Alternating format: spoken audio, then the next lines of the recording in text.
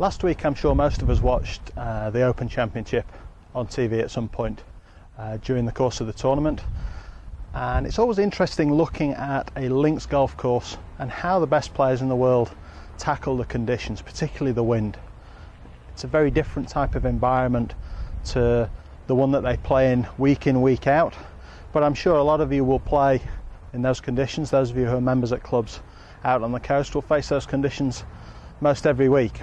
And I think that looking at the trajectory of the golf ball in windy conditions is crucial, particularly when playing into the wind or in crosswinds.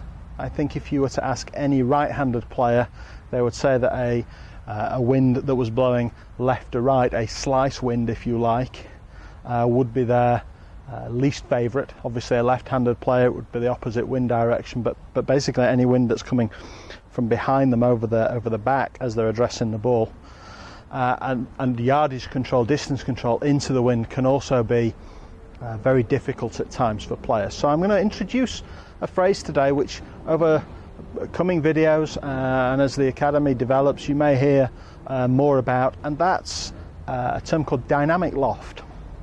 Now, dynamic loft has a huge influence over the flight and trajectory that your golf ball will go with any club, and I think it's important that we understand what that actually is. Now, I've got a 7-iron here in my hand, and if we were to sit the 7-iron nice and stable in its normal address position, you can see from the face indicator here that there is a certain degree of loft that we're dealing with here on the club face. So that would be called the static loft of the golf club. In other words, it's the loft at address. Now, the dynamic loft would be the loft that we return at impact. So a lot of you may believe that the address position and the impact position should be similar or the same as each other, and in particular when we look at loft, most people believe that if you have a certain amount of loft on the club at the address position, then you should naturally return that same loft at the impact position. Well, this unfortunately is not quite true. Dynamic loft should be less than static loft, with one exception: hitting the ball with the driver. And we'll come on to that potentially in different videos. But certainly when we're hitting the ball off the floor, and certainly when we're hitting iron shots, and in particular when we're dealing with windy conditions, we're always looking to reduce the dynamic loft at impact.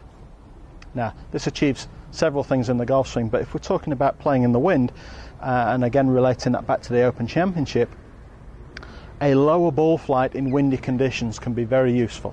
Helps gain control over the ball, prevents the wind from manoeuvring it around, and in particular shots played into the wind, you get a very erratic distance control if you struggle to control the trajectory of the ball. So a couple of very simple ways for you to understand how we can change dynamic loft for the impact position. The first is to understand that at impact the shaft needs to be leaning towards the target more than it was at address.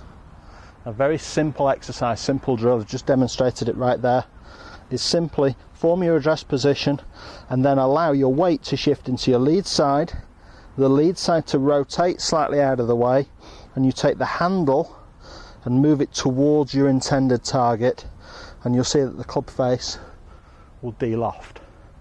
So the correct impact position is crucial for reducing your dynamic loft and hitting the ball, particularly in the wind, on a lower trajectory. We can help that with the ball position. So if I move the ball back slightly in my stance and the shaft slightly forwards at impact, I'm going to decrease the loft of the club.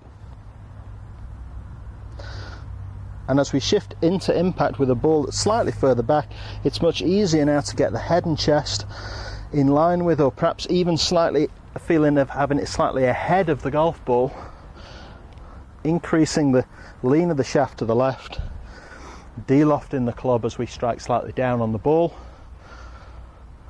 will produce a much lower trajectory shot. So if you're looking to reduce the height that you hit the ball in the wind, we're looking to play into the wind and hit a lower, more penetrating shot. Turn your 7-iron into a 6-iron at impact. Very simple. We'd move the ball position back about 1 ball width from its normal position and make a conscious effort to transfer the weight into the lead side as you turn through. Don't let any weight hang back on your back foot.